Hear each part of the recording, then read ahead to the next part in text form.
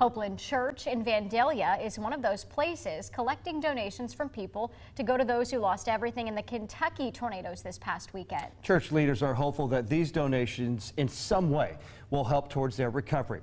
2 News reporter Madeline Ashley is live outside Hopeland Church with donation details on the drive happening right now. Madeline. Brooke and John, I've actually made my way inside Hopeland Church, and people have already began donating some things. We can see there's some boxes right here, so that is all very good news. And church leaders that I spoke with tell me following the 2019 Memorial Day tornadoes, being able to donate things like this really hits home, and they understand the need.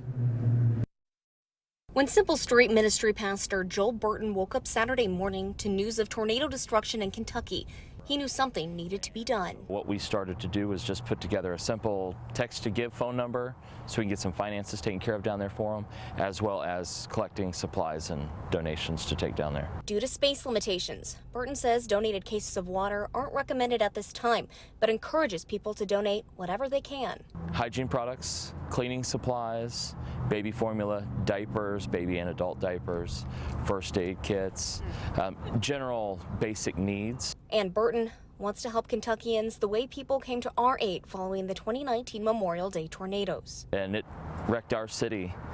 You know, people from all over the country came and began to help us pick up our pieces. And so I feel like that's the best thing we could do. You know, we're all in this together. The goal, to deliver donations to Kentucky early next week. Burton, hopeful in these difficult times, Kentuckians don't lose their faith. When we don't have enough within us, what we do have is to give it to somebody else or to serve another person, to hold on through one more night, through one more day, and to see how things begin to turn around. People can continue to donate items for Kentucky tornado victims all week here at Hopeland Church from 5 p.m. to 9 p.m. each day.